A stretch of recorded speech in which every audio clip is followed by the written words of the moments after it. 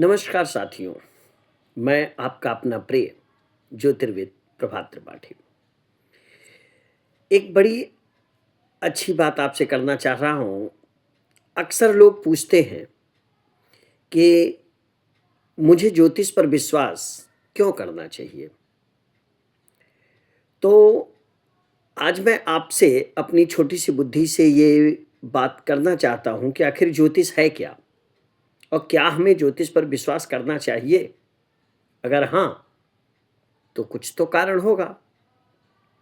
देखिए, वास्तव में ज्योतिष जो है, ये सिर्फ भविष्य बताने का साधन नहीं है। ज्योतिष सेल्फ नॉलेज और इनसाइट को खोजने का एक कारक है। यानी आप खुद को समझ सकें, नो योरसेल्फ। इसके लिए ज्योतिष है कि आप ये जान सकें कि कौन सा कार्य है, यानी बैलेंसिंग है ये कर्मा और डेस्टिनी में। अगर हम बात करते हैं तो ज्योतिष एक्चुअल में हमारे लाइफ को गाइड करने का काम करता है। मैंने बताया ये दिशा सूचक यंत्र के जैसे है। ये वो प्रकाश है जो हमें जिंदगी के अंधेरों में एक रास्ता दिखाता है, एक रोशनी दिखाता है। अब पॉजिटिव आउटलुक इसका एक पार्ट है। अगर मैं बात करूं तो ये it is just the integration of experiences, it is a part, it is a tool of problem solving. यानी हम ज्योतिष से अपने प्रॉब्लम्स को सॉल्व करने के रास्ते तलाश सकते हैं।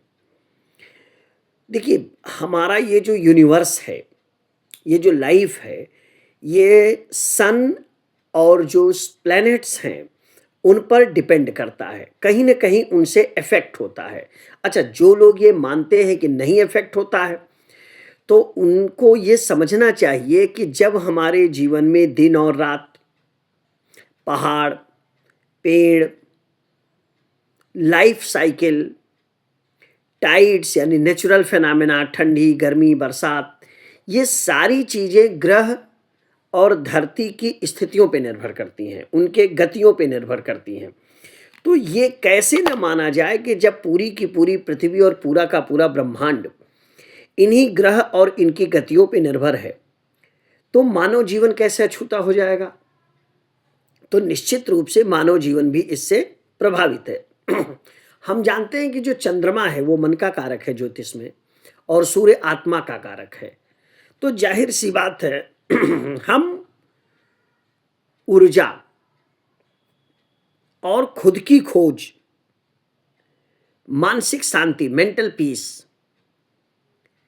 हार्मोनी इन आवर लाइफ, ये जो बातें हैं इनको समझने के लिए हमें ज्योतिष जानना होता है या ज्योतिषी के पास समझना होता है। कई बार हम बात करते हैं ना कि कई तरह के हमारे कर्म होते हैं। जैसे जब हम शाम का वीडियो जो आपको मिलेगा कल, उस वीडियो में मैं बात करूंगा विभिन्न तरह के कष्टों की।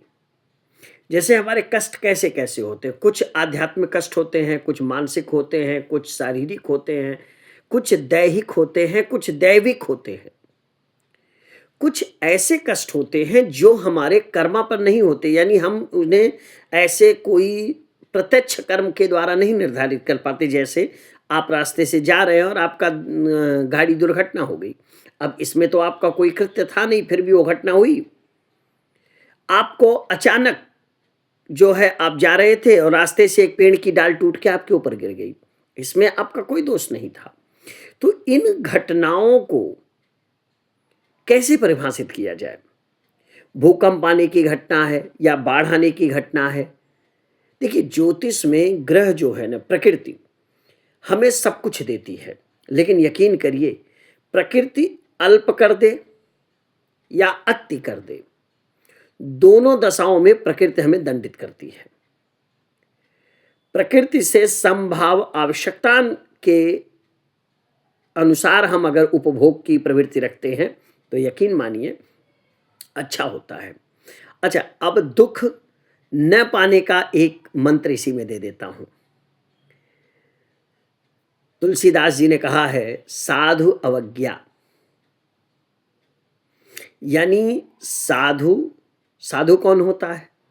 जो मन, शरीर और वचन से सात्विक हो, नैतिक हो, किसी का बुरा न चाहता हो, सज्जन हो, उनको अगर आप कष्ट देंगे तो फिर अपने विनाश के लिए तैयार रहिए। ऐसे ही मजेदार बातें आपसे करता रहूंगा और मैं चाहता हूं कि हम स्पिरिचुअलिटी को लेकर के एक कदम रोज बढ़ते रहें। जय श्री राधा।